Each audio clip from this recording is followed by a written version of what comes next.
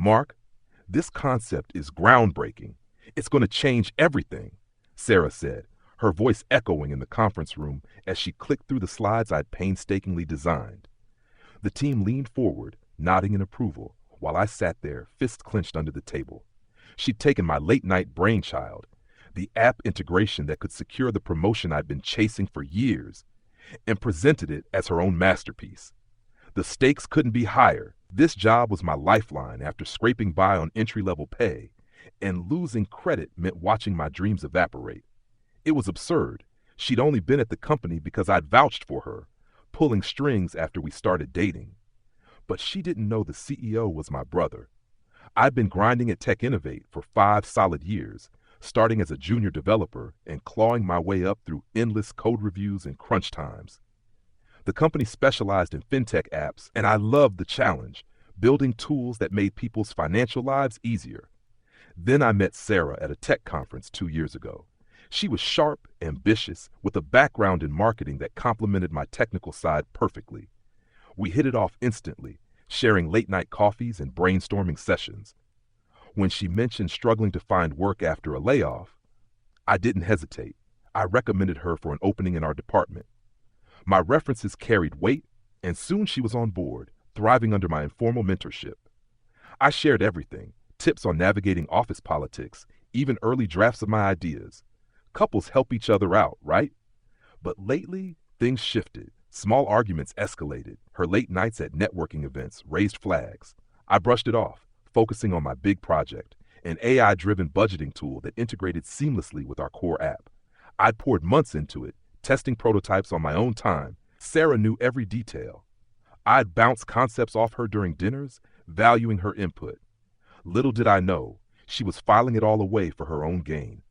It started innocently enough, or so it seemed.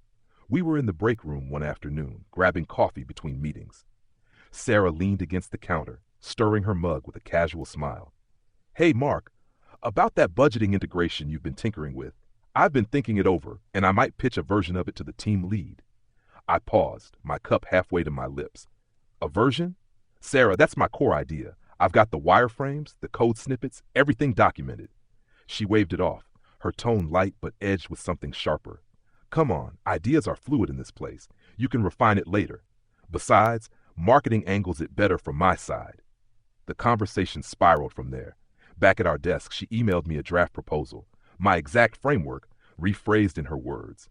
I confronted her after work in the parking lot where no one could overhear. "This is straight up theft, Sarah. We talked about this as partners, not competitors." She crossed her arms, eyes narrowing. "Partners? Mark, let's be real. You've been coasting on your tenure, but I need this win to prove myself. You can crash with another idea. You're the tech whiz, after all." Her words hit like a slap, casual cruelty wrapped in logic. I stood there, rain starting to drizzle on the asphalt. The betrayal burned, but I kept my voice steady. Interesting plan. I turned and walked to my car, mind already racing ahead. The next day, the team meeting loomed like a storm cloud. Sarah had scheduled her presentation first, striding into the room with printed handouts and a confident grin. I took my seat at the back, notebook in hand, expression neutral. The team murmured approval as she unveiled the slides, my algorithms, my user flow diagrams, all polished with her flair. "Questions?" she asked at the end, scanning the room. A few hands went up, praising the innovation. Then our team lead, Karen, chimed in. "This looks solid, Sarah. Mark, any thoughts? I know you've been working on something similar." Sarah shot me a warning glance, but I smiled faintly. "It does look familiar, but let's see what the higher-ups think." The room shifted uncomfortably, sensing the undercurrent. What Sarah didn't know, and I'd never advertised, was that Tech Innovate CEO Alex was my older brother. We kept it quiet to avoid nepotism whispers. He started the company from scratch, and I earned my spot on merit. But in moments like this, family ties were my silent ace. I didn't need to shout it. The truth would unfold on its own.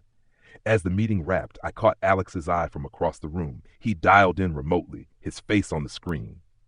A subtle nod from him, and I knew the power had shifted. No dramatics, just the quiet certainty of leverage in play. Right after the meeting, I headed to HR. No accusations, just facts. "I have timestamps on my original files," I explained to Lisa, the HR rep, handing over a USB drive with dated commits from my personal repo. This predates Sarah's involvement by months. Lisa nodded, her expression professional. We'll review this under our IP policy. Plagiarism in presentations can lead to formal warnings or worse. By end of day, Sarah got the email, an official inquiry, requiring her to submit her development notes. She cornered me in the hall later. What did you do, Mark? This is petty. Petty? I replied evenly. No, just accurate. The contract clause on original contributions was clear. Company policy backed me up. Word spread like wildfire through the office Slack channels. Coworkers who'd seen my early demos started piecing it together. My buddy Jake from QA messaged me. Dude, that was your baby. She straight up jacked it. I kept responses minimal, letting the facts speak. Then came the confrontations. Sarah's friends, mostly new hires she'd bonded with, approached me during lunch. Mark, Sarah says you two collaborated. Why throw her under the bus? One asked. Fork paused mid-bite. I shrugged. Collaboration implies credit shared, not stolen. Turns out a few had overheard her bragging about outsmarting the system. Sides formed quietly. My long-timer status won loyalty. Sarah's lunch table grew emptier by the day. Mark, please, she texted that night. Let's talk this out, for old time's sake. But the damage was done. Friends were questioning her. Family, hers, got wind via social media whispers. 2 days later, the big meeting with Alex. He called us both into his office, virtual for him, in person for us. Sarah entered first, flustered, adjusting her blouse. I followed, calm as ever. Explain this overlap, Alex said, his voice steady over the video feed. Sarah launched into her defense. It was a joint effort, Alex. Mark shared ideas freely. He raised an eyebrow, our family tell for skepticism. Shared or stolen? The timestamps don't lie. He pulled up the evidence on screen share. Company policy is clear. Original creators get credit. Mark, this aligns with your submissions.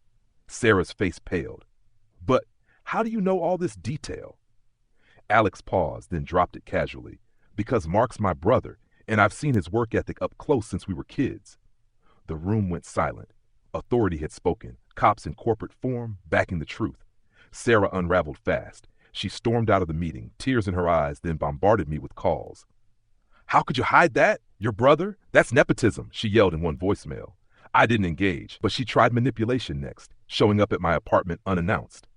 Mark, I was stressed. The pressure got to me. Remember how we used to dream together? Her voice cracked, hands gesturing wildly.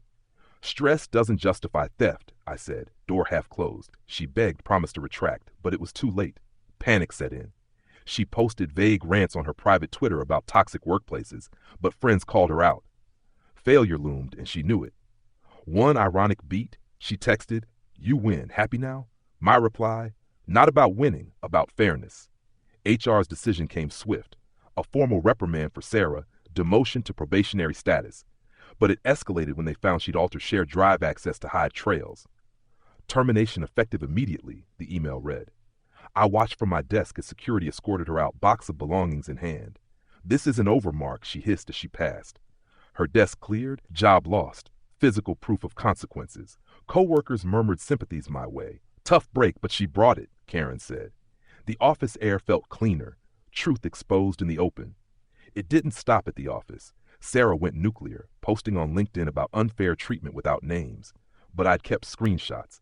Our chats where I shared the idea first, her admissions of borrowing it. An anonymous tip, not mine, Jake's, I later learned, linked to a company forum thread. Recordings from team calls surfaced, her voice claiming sole credit. Public backlash hit. Recruiters messaged me kudos while her profile views plummeted. Delete those, she demanded in a frantic email. But the internet doesn't forget. Truth revealed. Her reputation took the hit she'd aimed at me. With the dust settled, I got the promotion. Lead developer on the budgeting project, now fully mine. The team rallied, ideas flowing freely without the shadow. I rebuilt routines, gym sessions, coding side projects, even started dating again casually. Reflecting over coffee one morning, I felt serene.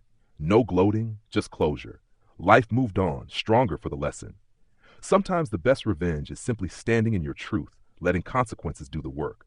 I could have lashed out, but maturity won over malice, proving entitlement crumbles under facts. In the end, justice isn't about destruction. It's about balance restored. And that satisfaction? Priceless.